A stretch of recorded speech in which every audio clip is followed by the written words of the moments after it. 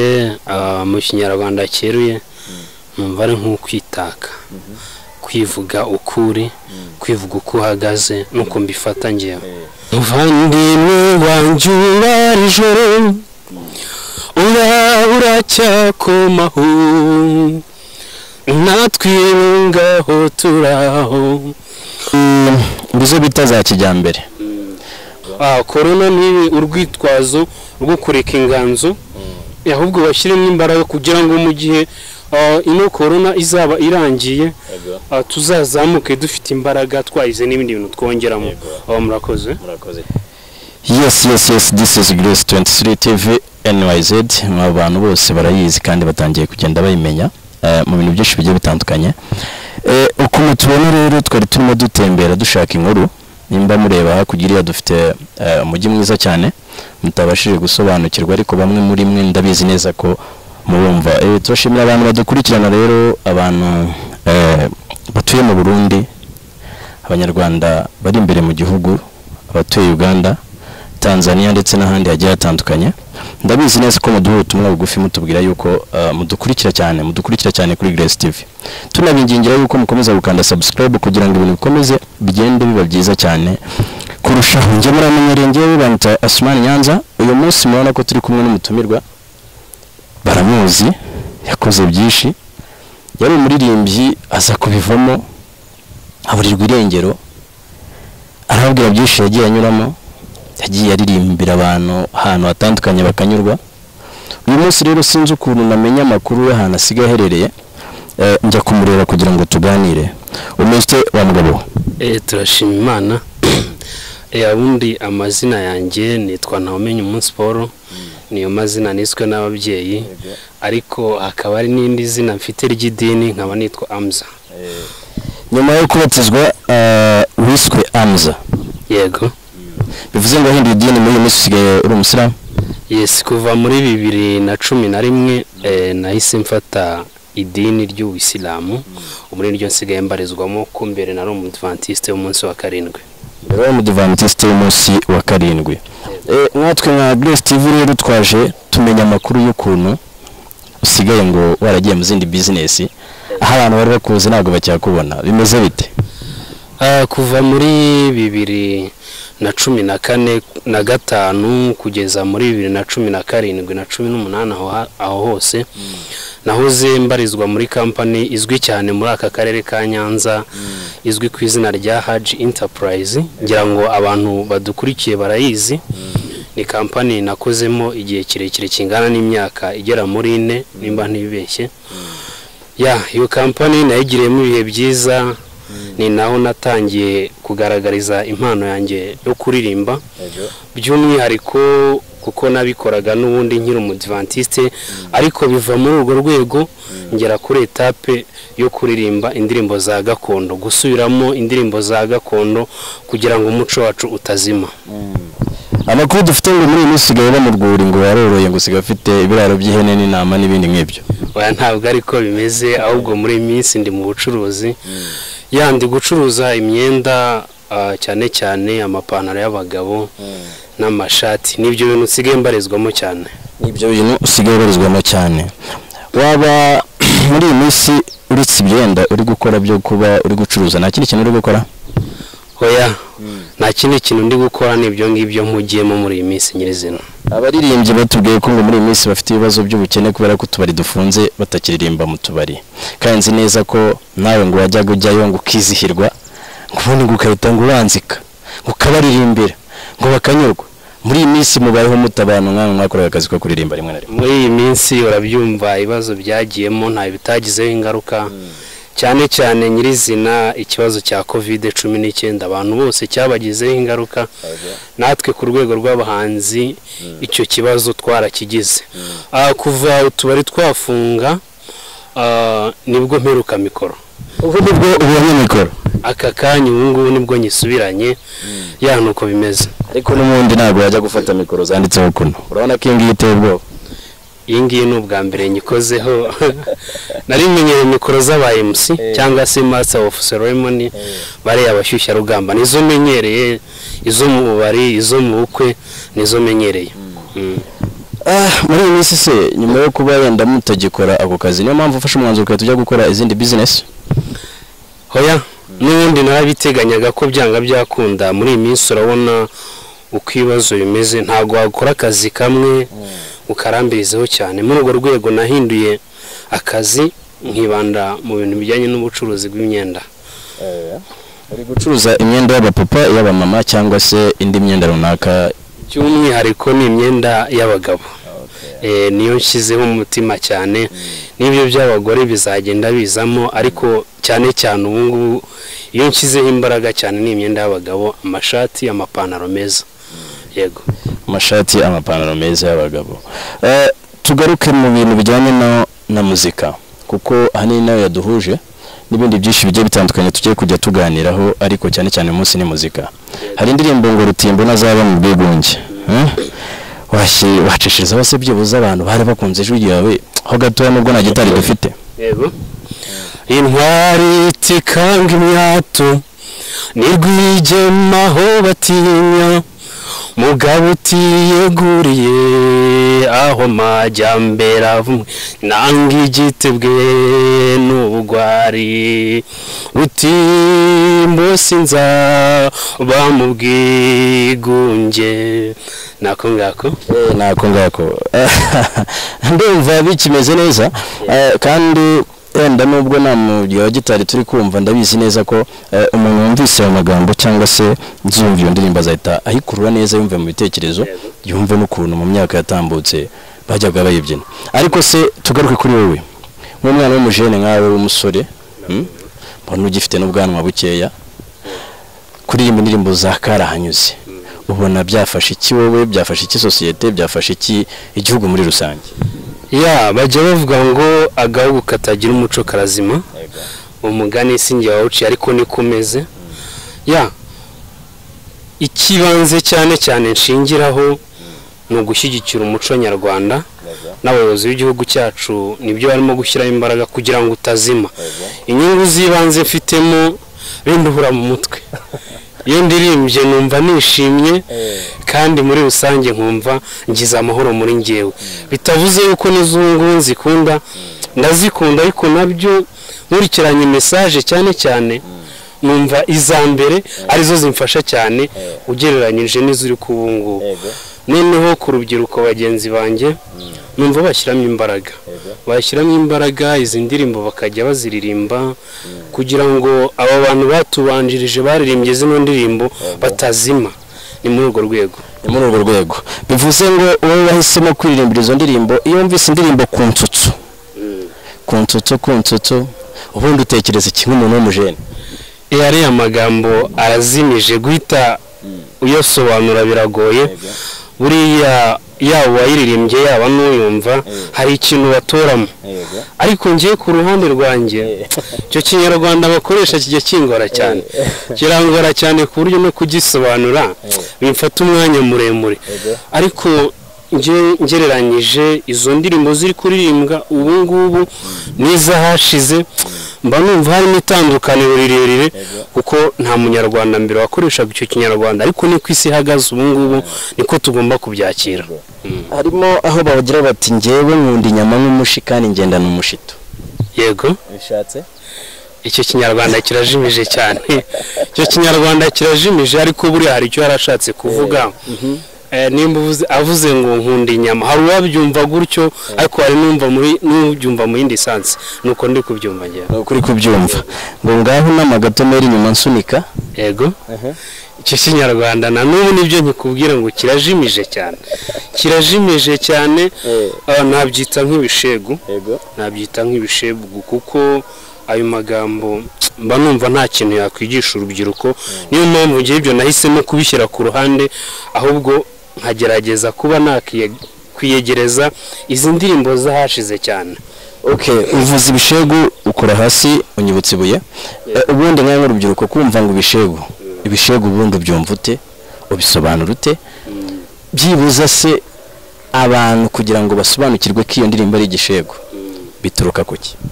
Ijambo ibishegu ngewe uburyo mbisobanura, ni amagambo atakunzwe kugaragara cyane, atagakwiye kugaragara mu ruhame, yego mbese nimba uvuze ngo ijambo igishegu ni ijambo nyine utagakwiye guhagarara mu ruhame rw'abantu ngo uvuge ariko aho isi iri kutuganisha ni aho ngaho nyine tugomba kubyakira kuko nyine niho isi igeze yego ariko se uramutse nko guhura nk'umugisha wo guhura na minisitiri w'umuco denda n'urubyiruko na siporo muri rusange kuko wenda ndumva biri mu nshingano ziwe wamusaba iki ku bintu bijyanye n'izi ndirimbo z'ibishegu turi kubona hanze by'umwihariko icyo namusaba cy'ibanze ni ukongeramo ubukangurambaga ni ukongeramo imbaraga cyane mu kubwira bano bahanzi barimo gukoresha no magambo cyane kugenda bagira ayo bakuramo ni muri urwo rwego nabimubwiramo ntabwo byaba ari uko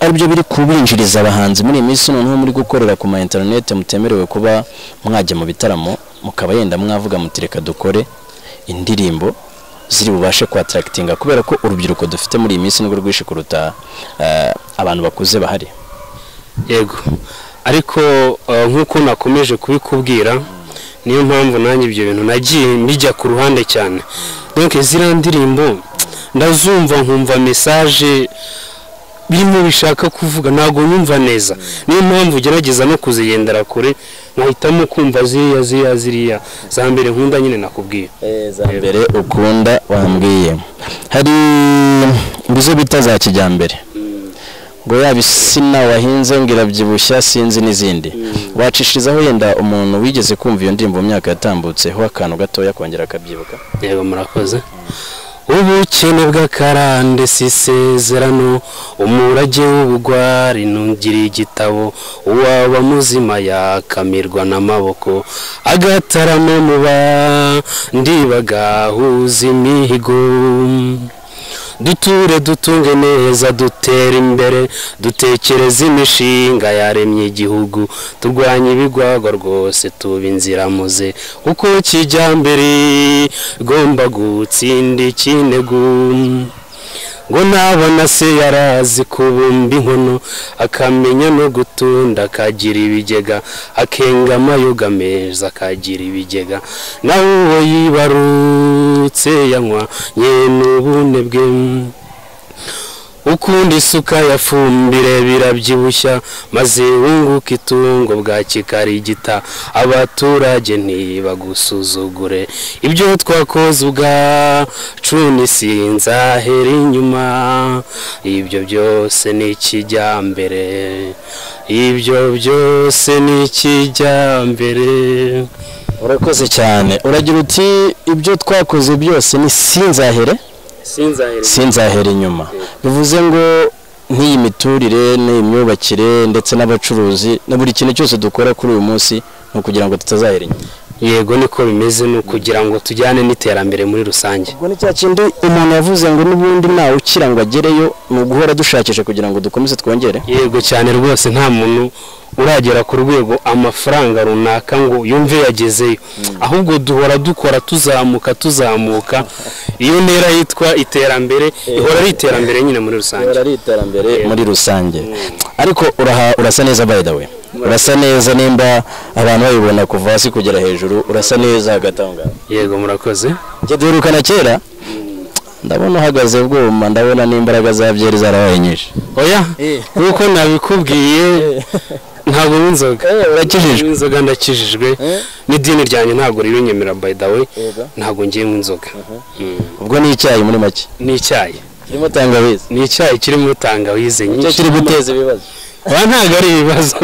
ntabwo ari ibibazo yanjye mbifata uko umuntu agenda akura hari ibintu bigenda byiyongera mu mubiri we ariko muri iyi minsi ngiye kugerageza nkore n'agasiporo ndi kubibona ko byatangiye gufata indi ntera yarakuze nanjye kukubaza hormone byibuze ushyiramo kugira ngo bikomeze byiyongere oya ni icyayi nta rindi banga nkoresha icya mbere ni ugutuza iyo ufite umutuzo ikintu ukora ubona kigenda harimo n'amasengesho byose bigenda bishoboka harimo n'amasengesho urubyiruko ruri hanze aha ngaha ruvuga yuko muri iyi minsi gukora akazi kapfuye bamwe barihebye bahagaritse gahunda zose wowe nkawe ku giti cyawe wabagira ihe nama inama nabagira biragoye guhita ubyumva iterambere turimo tujyamo ntago ku bintu by'amashuri cyane bigikonta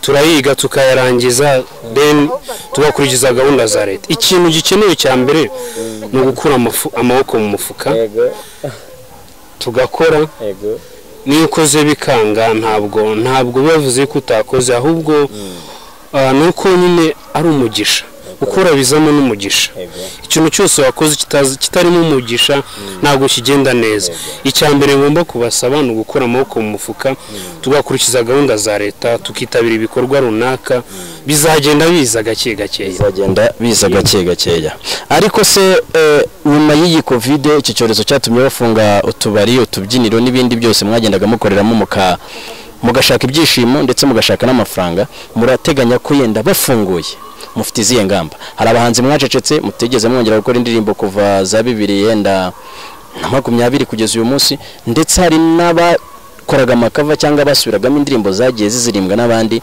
mucecetse cyane ari uwo mwanya wo kuba mwafata umwanya wa repetition kugira ngo mwige za ndirimbo mutari musobanukiwe abantu babazaga iki cyorezo ntago navuga ngo kirarangira uyu munsi cyangwa ejo haracyari urugendo rurerure ariko kubwo gufashwa n'abayobozi bacu b'igihugu nashimira by'umwihariko icyorezo umunsi cyahagaze tukagihagarika kigahagarara burundu ndatekereza ari umwanya mwiza tuzaba tubonye abantu twasubitse inganzo zacu ntabwo twabisubitse tubyanze rimwe na rimwe njya nanicara yenda nk'ahantu hangiye nyine muri natire nk'ahantu runaka nkanzika haririmba nkumva biranshimishije cyane mikoro ndayikumbuye cyane gutaramira abantu banyumvaga ndirimba ndabikumbuye cyane by'umwihariko hagati akabazo gato ngiye gucishamo hagati yanjye nawe telefone na fone bitandukaniye telefone na fone uko mbyumva n'abandi bafite ukuntu bagenda babyumva numva ari igikoresho kiri aho ngaho ariko kitajya kihava kifashishwa mu kuvugana ubwo ni nka fixe mobile telefone iri aho ngaho nyine nuko mbyumva noneho telefone numva biva kuri telecommunication n'utu dutelefone by the way tugenda dukoresha nk'aka ngaka mfite mure kukabona akanakita telefone noneho phone uko mbyumva ni ya fixe ni ya indi fixe iri aho ngaho nyine nuko mbyumva nibyo dukomeze tuganire ubwo niko byumva iyo wumvise ijambo minicofine wumva iki minicofine ni minisiteri ijyanye n'ubucuruzi cyangwa se Minister of Finance nuko mbyumva microfine nuko mbyumva dukomeze tuganire nuko byumva ariko by the way warize ayibanze narayize ndenzaho nayisumbuye nagarukiye mu wa gatandatu secondaire iyo uri gusubiramo indirimbo z'abahanzi ba kera iyo wumvise indirimbo Maria Jeanne y'umugabo bita igisupusupu zihuza ute n'indirimbo za kera uriya mugabo ukurikije indirimbo ziwe azijyana cyane n'iziriya za kera ariko bya bindi bita ibishego nabyo bizamo ariko ari mu bahanzi nge nanakunda kuko aragerageza kame mu kuduhuza n'abano bahanzi batubanjirije barimo ba Karemera Rodrigue aba Makanyaga Abdul baracyariho umva uko indirimbo zabo zirenda kumera kimwe ariko bagakora ikintu bita gushyiramo iryo jambo ibishego nkavuga ngo kinjugutire ngisame icyo kintu nibaza icyo ari cyo yarashatse kuvugana nanjye bikanunga asanga yaravuze igitebo buriya nuzi ijambo yarashatse gukoresha gusa kujugutira kwese nko kunaga kinagire ngisame nge nuko mbyumva igiki icyo ngicyo yarashatse kuvuga ntabwo ndi kugisobanukirwa ni muri rya jambo nakomeje kukubwira ry'ibishego ntabwo aka kanya kubivugira kuri mikoro nahita mbikubwira ariko nituva kuri mikoro uraza kumbaza ndabigusobanura nta kibazo mu rwego rw'umuco nyarwanda hari amagambo umuntu aba adakwiye kuvuga ahantu nk'ahangaha haba hazakurikirwa n'abantu benshi rwagihuta Masamba hari ahantu yarazimije nawe abonye ni igisimba kinini kandi kitaryana ariko nzi yuko ibisimba byinshi ngiye biryana ahubwo nibaza nkamwe banyamakuru umunsi ubashije gutera intambwe yo kuganira na Masamba uzamumbariza iryo jambo nanjye ndakubwiye uzamumbariza iryo jambo icyo yarashatse kuvuga ngo rwagihuta yego ari ikindi kibazo cyangwa se ibintu bigenda bibaho yego ubundi uri umusore wari wabyara afite umugore bimeze bite ndi umusore uri umusore nta mwana ufite arahari nyina w'umwana arahari ari nyina n'umwana ukunda nde bose ndabakunda yagenekereza buriya icyo ni igisubizo umuntu uwo ari we wese yasubiza agendeye ku marangamutima amarangamutima yanjye mbakunda bombi ntabwo bishoboka noneho bibaye ngombwa ko abo bantu babiri ugiye kurokoramo umuntu umwe warokora nde narokora umwana ari umwana na nyina ninde wamenye mbere namenye nyina ari umwana na nyina ninde mwishimanye nishimanye na nyina yego none warokora oya narokora umwana kuko burya bajya bavuga ngo ubuze imfurati ibihe kuryo jambo ngira ngo nawe urarizura umunyarwanda umwana ni ikintu gikomeye cyane iyo umubuze none hari n'uwa mbere utakaza imbaraga nyinshi cyane umwana ndamukunda cyane bibaye ngombwa yuko wamitishamo iwe cyangwa nyina nahitamo umwana juste yego hari umuvandimwe twigeze twamenyana rimwe nza kumubaza ni se ko mbona umwana wawe asa nk'uwarwaye za ndwara z'abana urugero nka bwaki ukuntu yansubije yarambwiye ati mama we ubonye yarwaye ndamubwira ati wapi ati mama we ntabwo yarwara kubera yuko niwe twamenyanye mbere ubwo mwana nimba yarwaye nyina azamuvuza none wowe ubitegura umuntu ntabwo yakundaga umwana we ntabwo akunda umwana we uramutse umugore warwaye umwana warwaye bwaki umugore wawe umwitaho mu bishoboka waba ugaragaje ko ukunda nyina cyane kurenza umwana ariko njye siko bimeze kubitaho njye nabikora byombi muri iyi si ya rurema hari akazi utakora akazi ntakora ni ukuroga no kwica ufata gitari atabanira igihugu muri rusange utundi tuzi twose dutanga amafaranga binyuze mu nzira nziza njye nagakora yego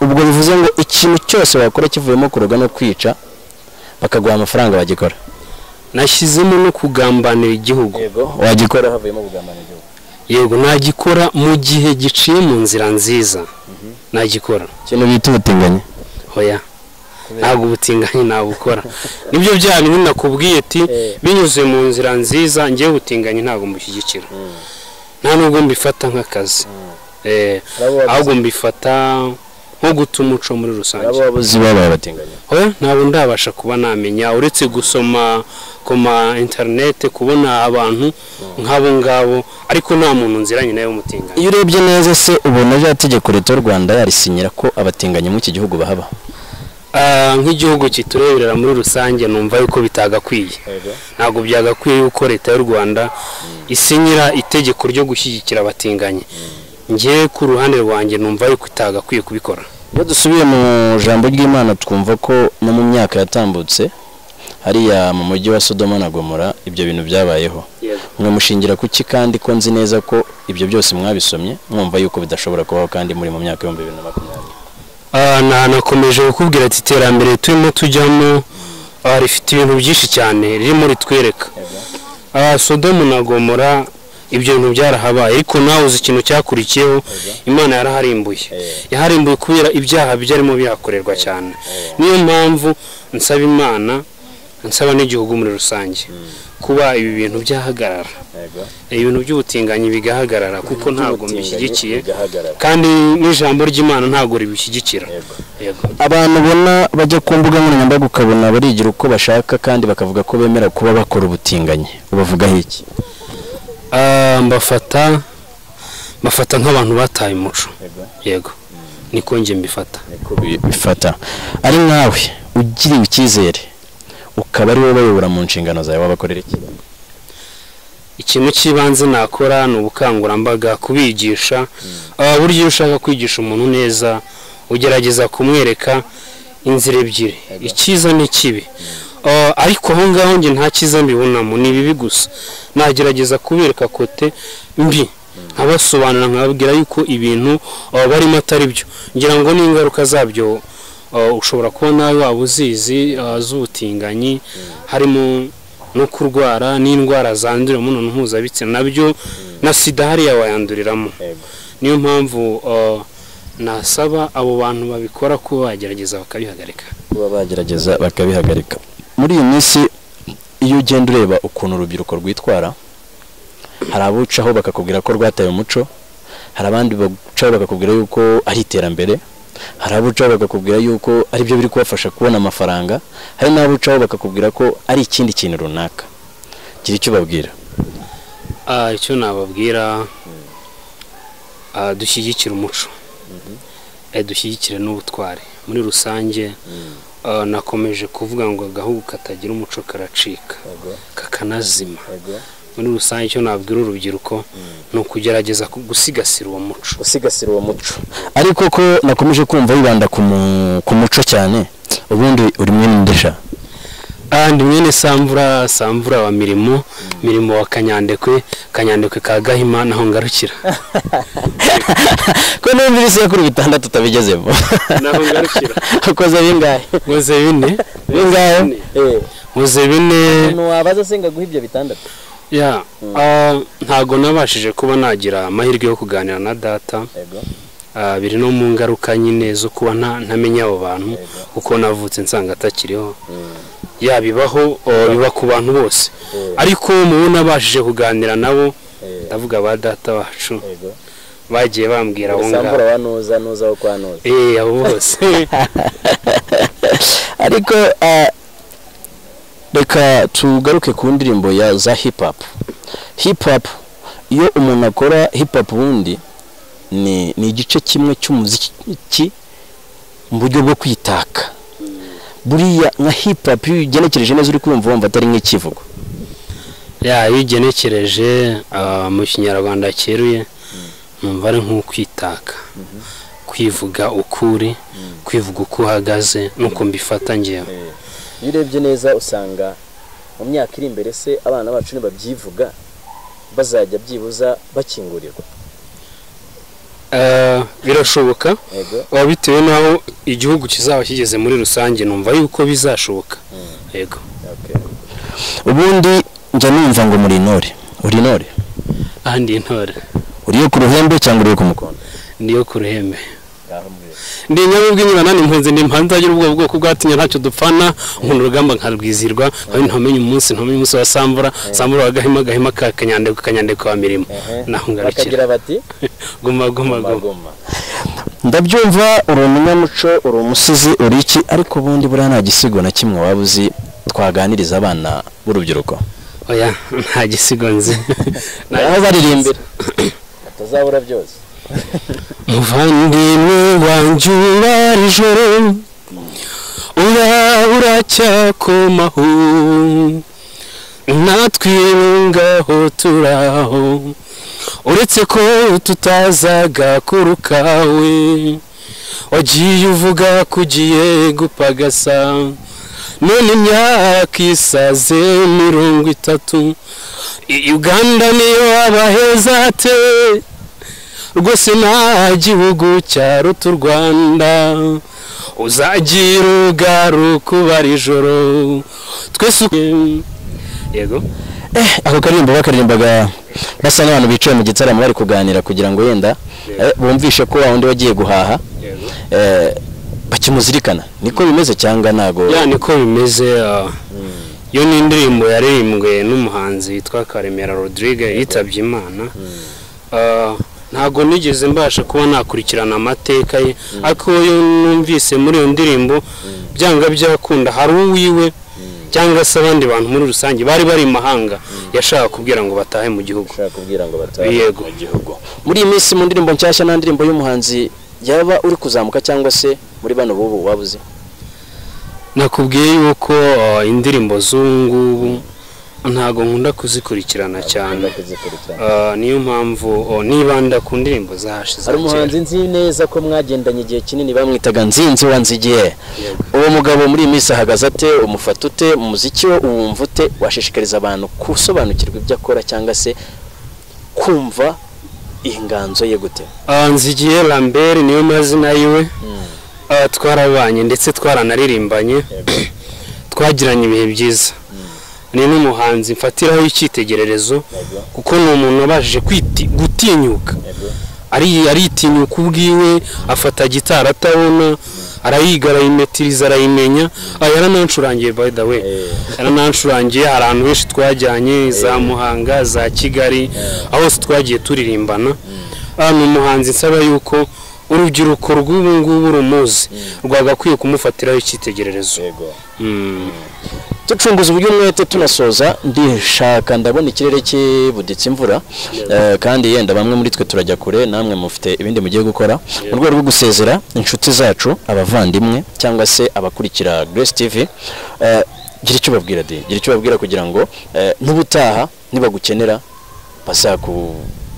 bwire tukugereho, ndetse unabarangire gahunda zawe z'akazi muri iyi minsi uri gukora kugira ngo bamenye aho n'abagukumbuye bakubariza. Murakoze. Nk'uko natangiye mbabwira, nitwa Ntawumenye Umunsi Paul. Nongeraho izina Amza kuko niryo ndi kwitwa cyane muri iyi minsi. Niryo Paul naryiswe n'ababyeyi nkibatizwa. Ndababwira yuko mbakunda cyane kandi ngaragara kuri izi nimero 078 441 24 17. 081 441 24 17. Niyo nimero mbarizwaho ya MTN.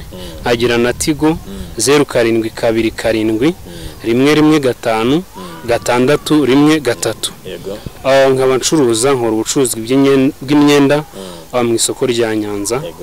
Baramutse bangezeho nahabambika. Kandi mbabwira ibyo barimo byose, yaba umuhinzi, umucuruzi, umuntu wese ashyiremo imbaraga mu byo ari gukora. Nsaba n'abahanzi duhuje ino nganzo kudacika intege.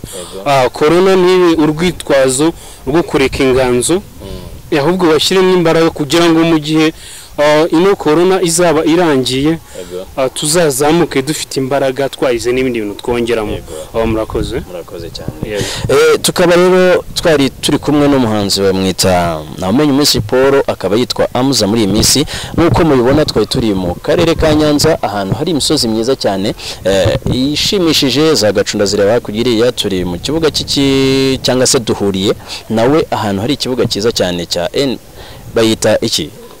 Bahita NP. Kuri NP iyo uhagaze ubureba Nyanza yose, aho ukubita kujya ukareba za Manga, ukagaruka za Rwabicuma ndetse na za Gacu, ukagenda ubona ko ari umusozi witegeye, uri ahantu heza kandi hashimishije. Grace TV rero gahunda ni yindi, no gukomeza tukagenda tubagezaho ibintu byiza bigiye bitandukanye biri mu karere ka Nyanza. Tubibutsa ko mu minsi iri imbere muzagenda musobanukirwa n'ibigabiro by'ibwami ku bantu bakeneye kumenya amateka, ndetse hafi yacu hano tukaba turi hafi y'ikigabiro cy'umwami, ndakeka ni Musinga kiri kuri Nyanza B, hafi aho ngaho gatoya, ndetse mukagenda mumenya n'andi mateka aranga akarere ka Nyanza ndetse no hanze yako n'ahandi hesha agiye atandukanye. Nje muramenyereye banyita Asmani Nyanza, tuzakomeza kugenda tuganira neza cyane. Wibuke gukanda subscribe kugira ngo ibintu byose bijye bikugereraho igihe. Don't